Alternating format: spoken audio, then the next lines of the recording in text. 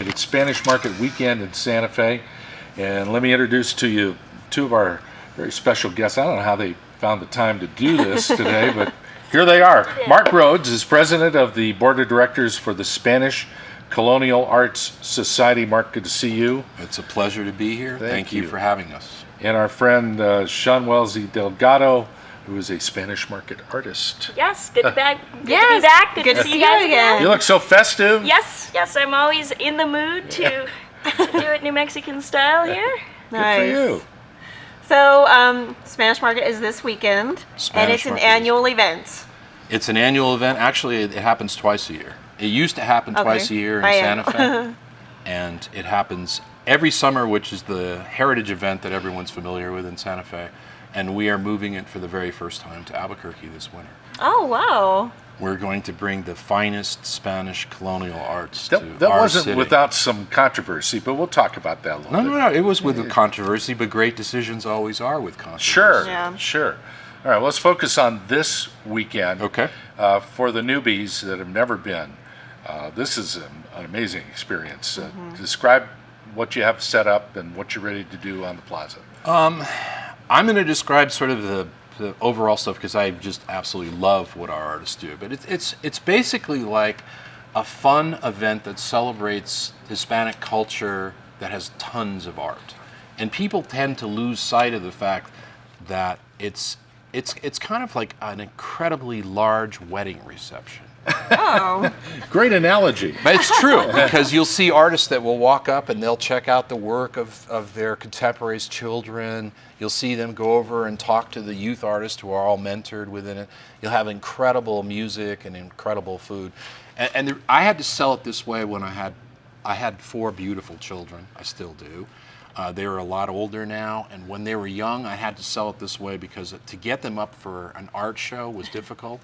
But once they saw the music, they saw the food, they saw the lowriders, they just went crazy. It was their favorite event to go to.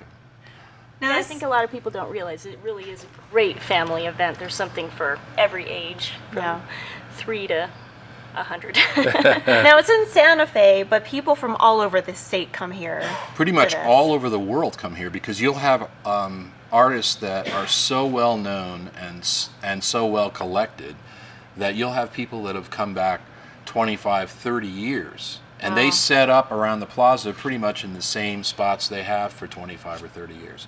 And they'll walk literally, they'll come in from whatever state, Texas, Arizona, New York, and they will say, I want to go to, and I don't want to say any one artist's name because I'll offend all the rest of them. They'll go to a certain artist's booth and they'll know exactly where it is. They stop there first. They have a real order to this. Yeah, and they'll actually get up very early, like 6, 7 o'clock in the morning to watch the artist set up. And we actually have a preview the night before on Friday night, but they'll get up immediately to buy the first pieces. Now, how many people usually come out to these events? Because it's a huge event. It's a huge event. Last year, I think we did in excess of 70,000 people. Wow. Yeah, I mean, it's a huge event, and we're hoping that Albuquerque will draw a similar crowd. Now, Sean has a TV show. What a cool thing to have a TV show doing her artwork. Describe your art again, Sean. Yeah, so I do traditional retablo painting, which is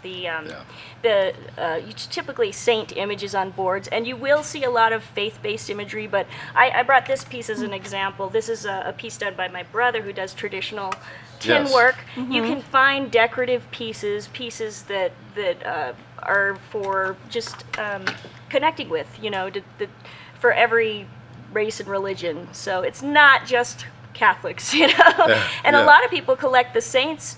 I have Jewish friends that collect the saints, and they pick a patron saint depending on their occupation or their history, and so there's something for everyone there.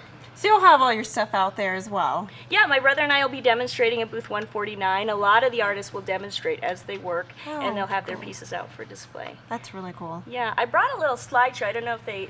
We can run a few of the images here. So I brought basically it's the 30-second Insider's Guide to Spanish Market. I brought some of my personal photos. Let's take a look at some of these and see what we have.